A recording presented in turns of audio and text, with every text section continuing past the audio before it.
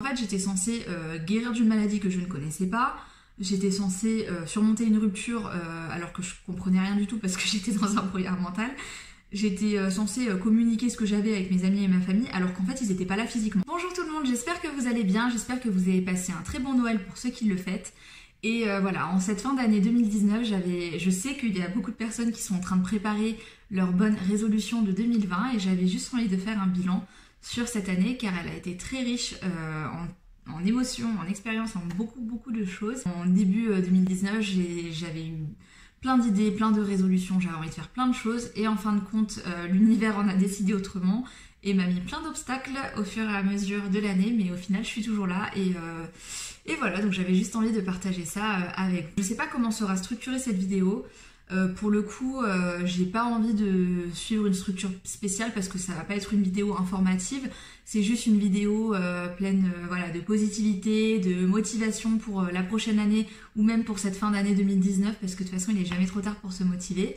Vous avez encore quelques jours devant vous si vous n'avez pas pu accomplir vos résolutions en 2019. J'étais en train de réfléchir et je me disais waouh, qu'est-ce qui t'est arrivé en 2019? En fait c'est incroyable parce que franchement j'étais pas du tout partie pour être là à ce jour aujourd'hui à vous délivrer ce message via YouTube. J'aurais jamais imaginé ça il y a un an.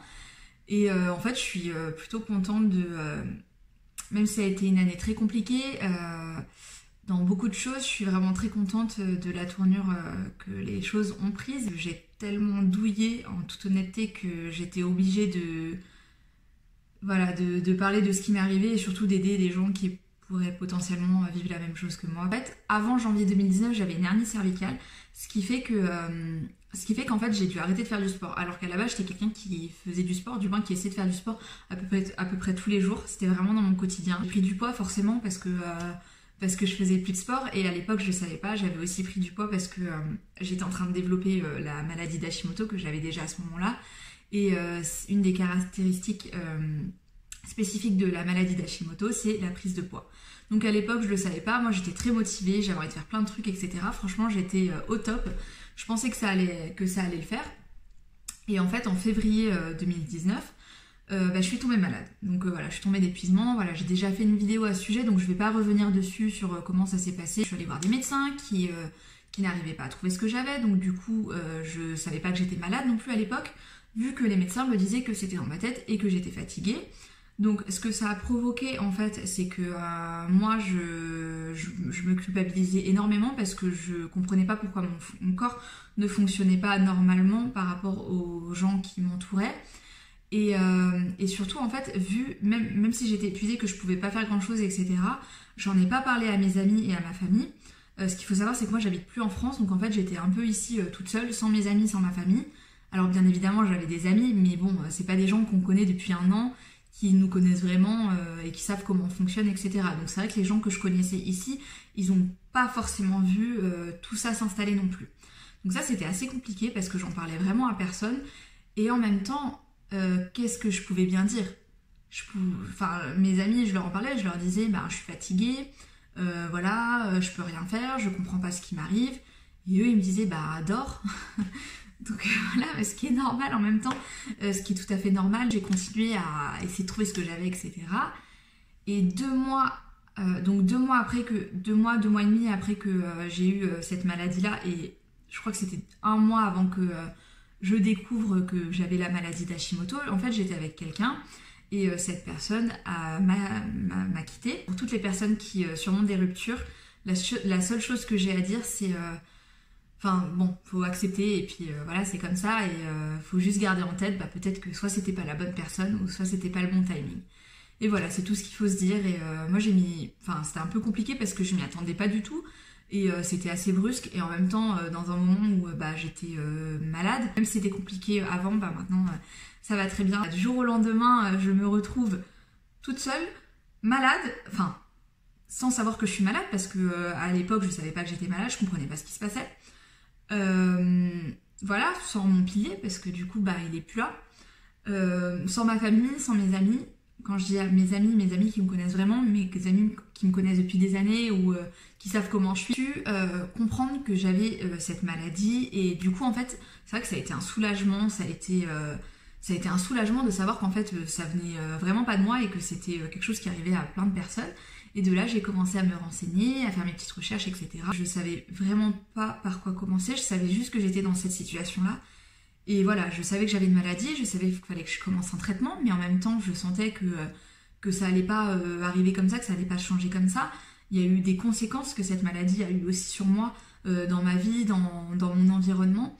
Et dans tout ce que j'avais un peu bâti, parce que je suis quand même arrivée dans une nouvelle ville avec plein de choses géniales et voilà, j'étais en train de perdre petit à petit toutes les belles choses que j'avais construites jusqu'à ce jour, donc c'était assez compliqué, je savais pas trop par quoi commencer.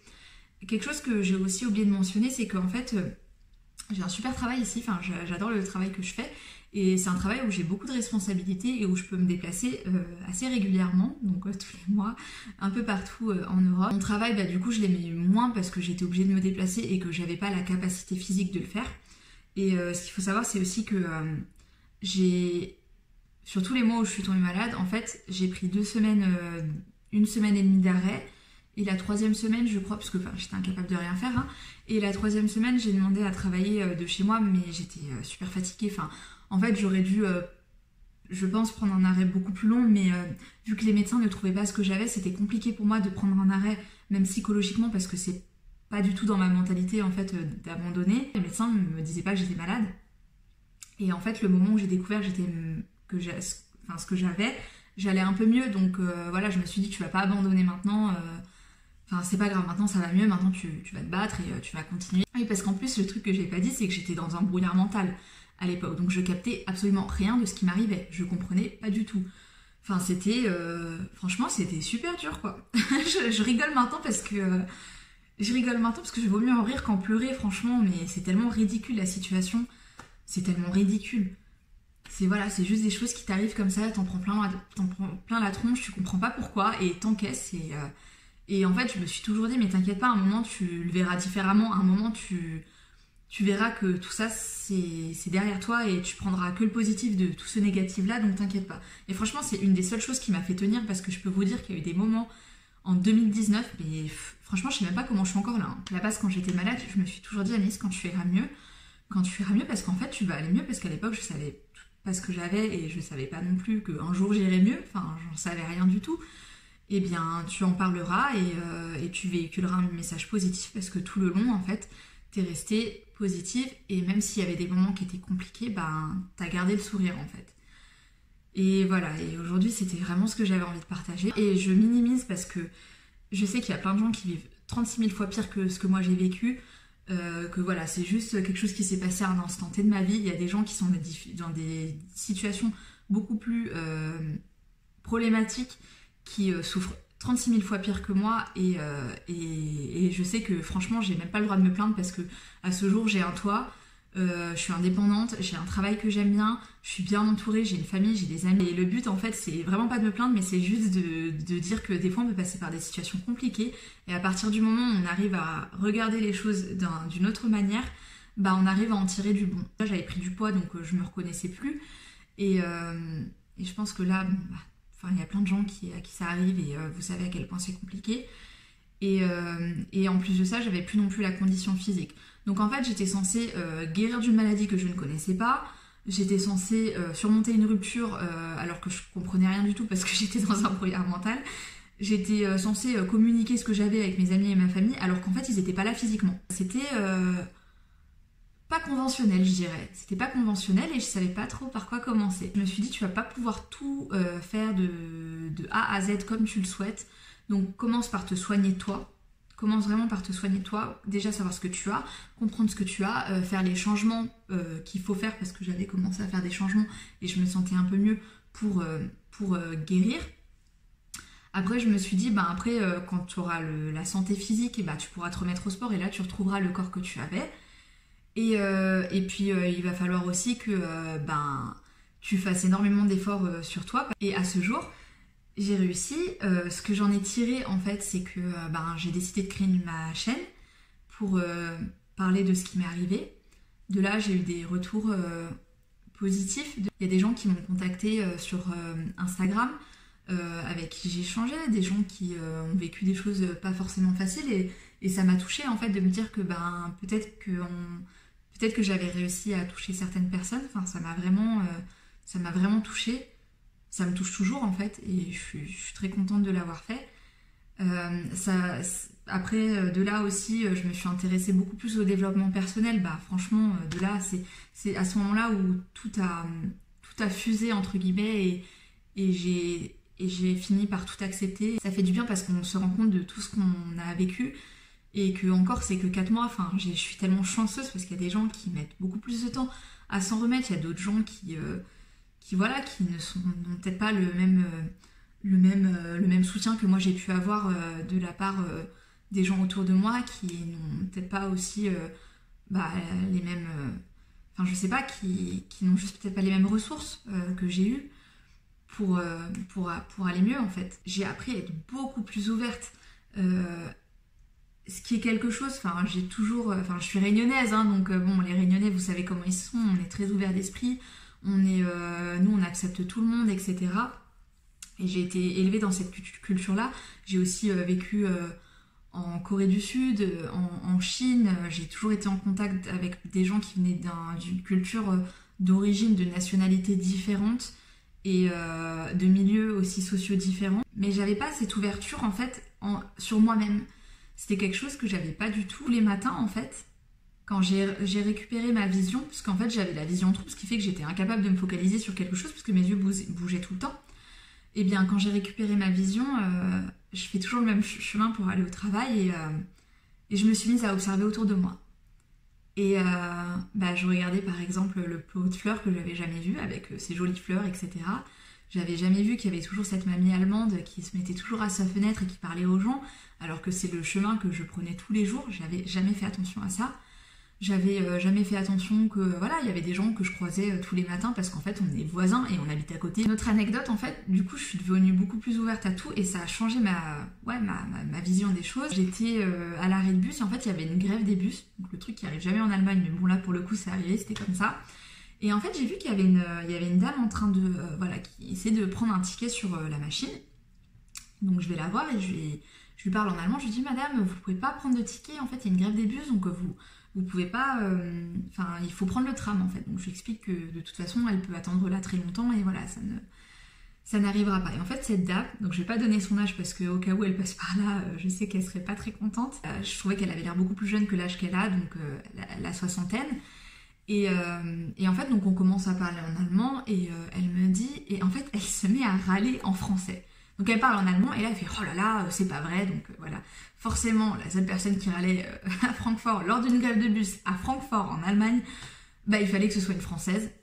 Et donc de là je lui dis en allemand ah vous êtes française, elle me dit oui, donc là je dis moi aussi, donc on commence à parler en français, etc.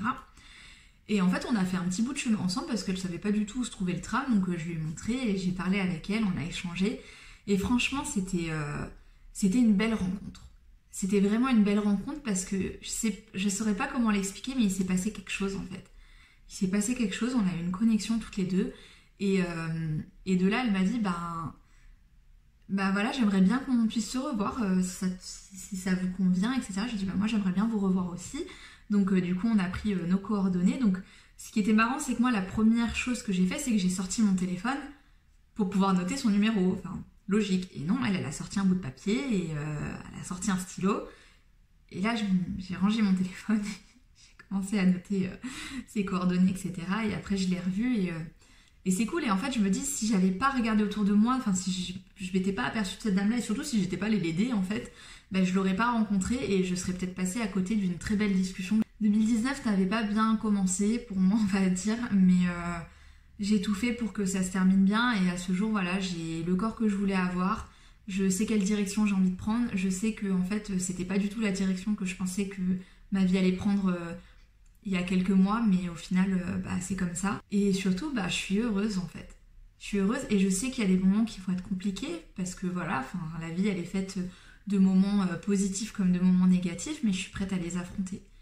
Et je sais que ce sera beaucoup plus difficile que là, ce que j'ai eu. J'ai une pensée pour toutes les personnes qui vivent des moments compliqués et qui savent pas comment faire pour s'en sortir. En fait, peu importe ce qui nous arrive, que ce soit des petites choses ou des grosses choses, à partir du moment où on a une émotion et où on n'est pas bien, bah faut juste essayer de garder le sourire et de savoir attraper le problème entre guillemets de la bonne manière et sourire. Et ça c'est une des choses que j'ai jamais arrêté de faire et ça m'a aidé. Je pensais pas que cette vidéo serait aussi longue et que voilà, en fait elle prendrait cette direction, pardon.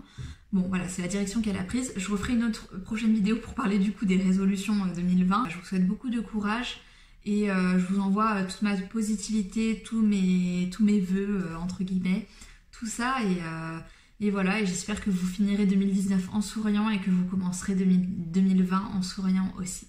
Je vous dis à très bientôt.